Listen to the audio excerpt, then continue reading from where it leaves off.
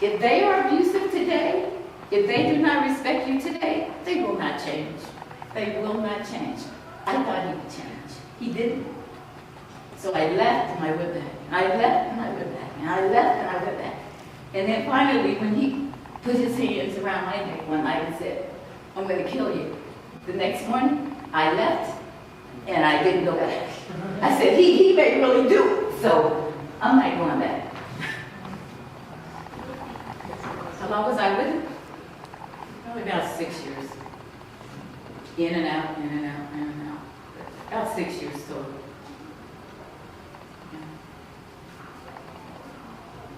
Which types of communities or what do you think fosters domestic violence and keeps it perpetuating?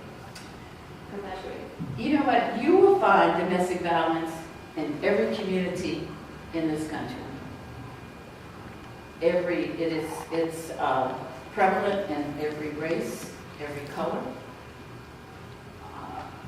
across the economic strata, from very poor people, which we were, when I was a kid, to people that are where I am today, in the upper class.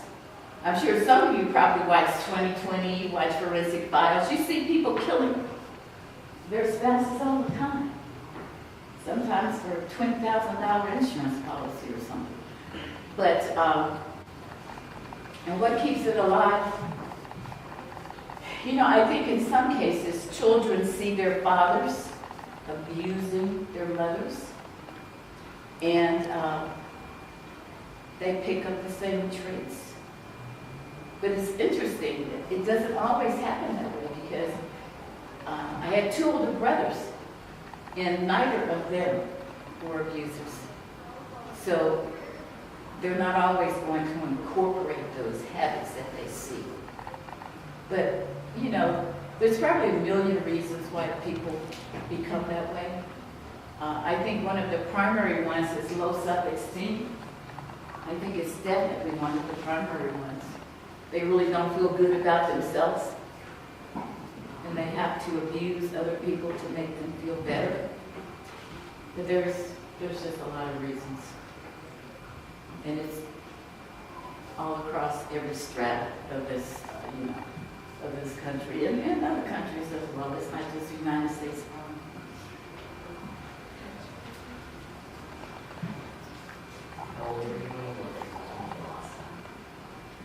How old was I? I was, we moved to LA in 81. You guys weren't even born. I was like 32. Having to start all over again, because when I married him, I was a district sales manager for Ford Motor Company. Traveled a lot, had a company car, but he didn't want me to work. Quite often people who want to control you, they want to totally control you. They don't want you out of the workforce because, they can't control every aspect of your life. So he didn't want me to work, so I quit my job. I was trying to do everything I could to please him, to make him happy. Not knowing at the time, nobody could make him happy.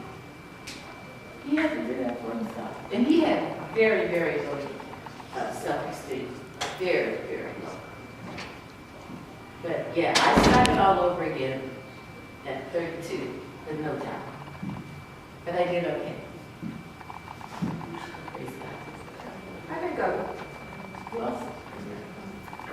This is something I actually know, and my mom has pointed out to me because my mom, she married 3 pieces of men.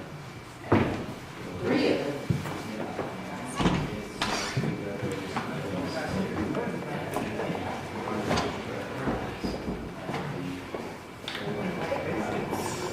Unfortunately, whether it's good or bad.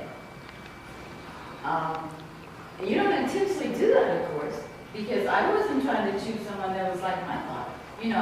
We literally left when I was 8 years old, and I didn't see the guy again until I was in college.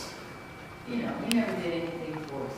So I did not intentionally, I certainly didn't intentionally select someone that I thought was going to be abusive.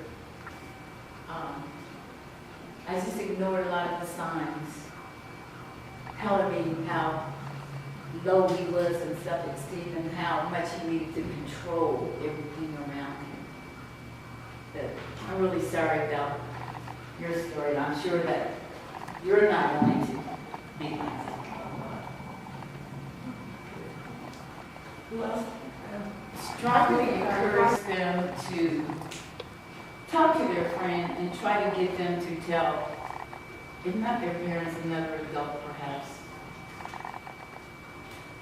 Because it's without help, without assistance, it never gets better. And it just continues to affect your life.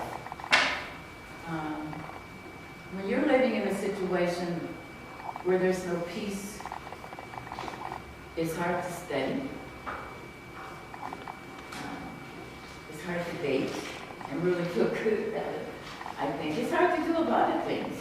So I would really encourage you to try to get them to talk to someone that they trust. Maybe it's a counselor at school, maybe it's a teacher at school, I don't know.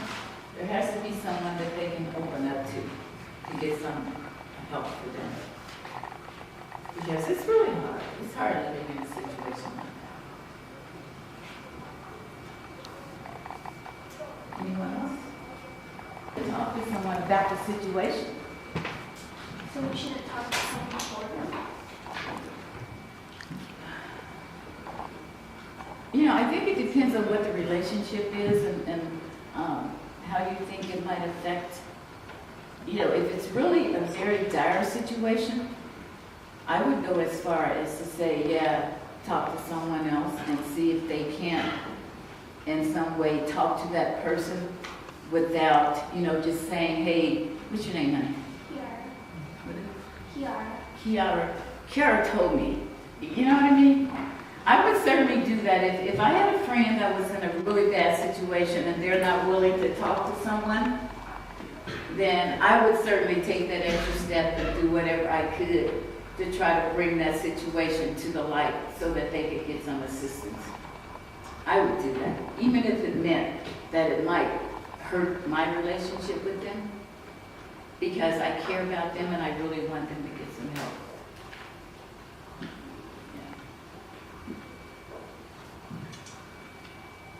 Anyone else?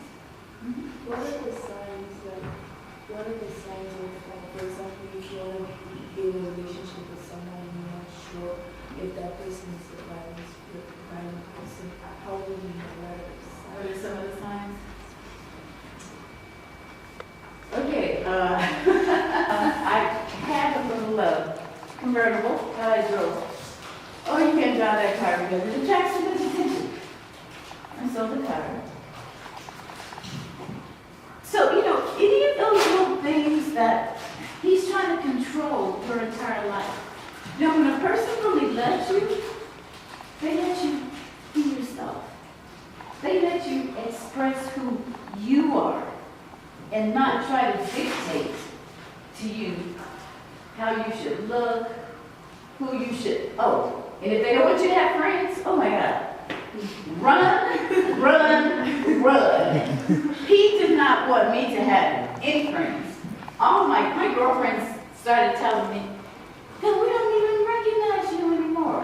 Who have you become?" Because I was trying to be everything he wanted me to be, and I was not being who I was. So, you know, if they're trying to turn you into something that you're not, some ideal picture that they have in their mind, start running. Just start running.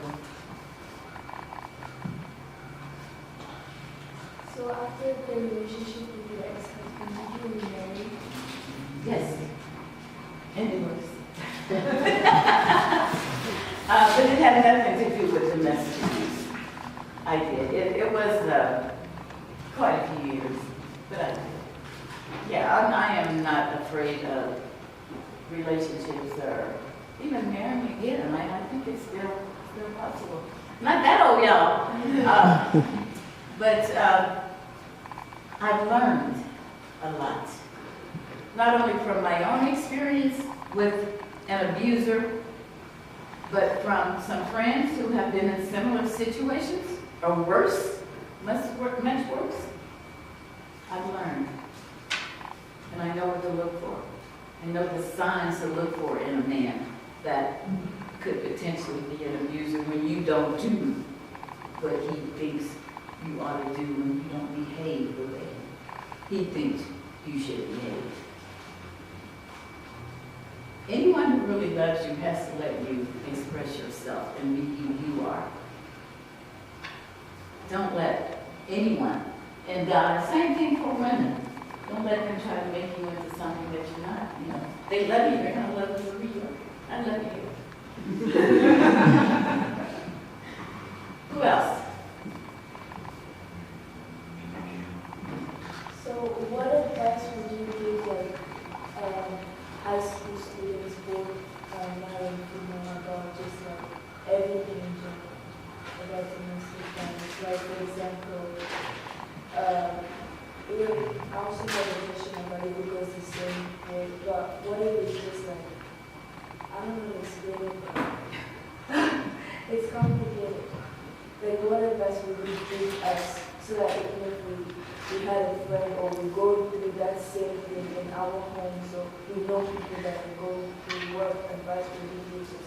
Yeah. Talk to somebody.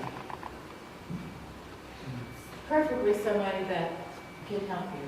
And I'm sure there's counselors in the school, probably social workers, I don't know. I don't have any children. I do have a nephew that's in the 10th grade. So I and you know, having lived through it and knowing people, good friends who have lived through it for years, many even 20-some years in marriages, the abuser never gets rid of. The type of abuse may change, but it's always there. So if you are or know someone that is in a situation like this, please get some help or help them get some help, because it's not going to go away. And it's going to continue to negatively affect your lives. And life is too short to live it in situations like that. It really is. So talk to somebody. Don't be afraid. I mean, because there's a lot of assistance out there for people who are in situations like that. In the center that we're going to open, it's going to be at 1335 Street. You know, I'd love for you guys to come down once it's open next year and just take a tour or something. There's all kinds of people out there that can help. There's just all kinds of people that can help. And no one deserves to live in a situation. Researching with high school students. Probably the most violent relationship they're aware of was Rihanna and Chris Brown. And I've listened to young ladies talk about that. And they blame Rihanna. They said she provoked him. She hadn't have done that. And it surprises me that they still have that attitude. But I've talked to a lot of young ladies that blame Rihanna as opposed to placing any blame with Chris Brown. Do you have anything to say about that? Or? Well, I think it's extremely unfortunate. It's kind of like if you get raped, it's your fault, right? Because you wore a short skirt. Okay, think about the movie. Second choices? Options? Okay, let's say she did kind of provoke Chris. Did he have options of what he could have done? Of course he did. No, I just think it's outrageous, and I think in part it just has to do with how women have been perceived, you know, forever. And we always have options if we're hurt, if we feel like we're being disrespected or whatnot. We always have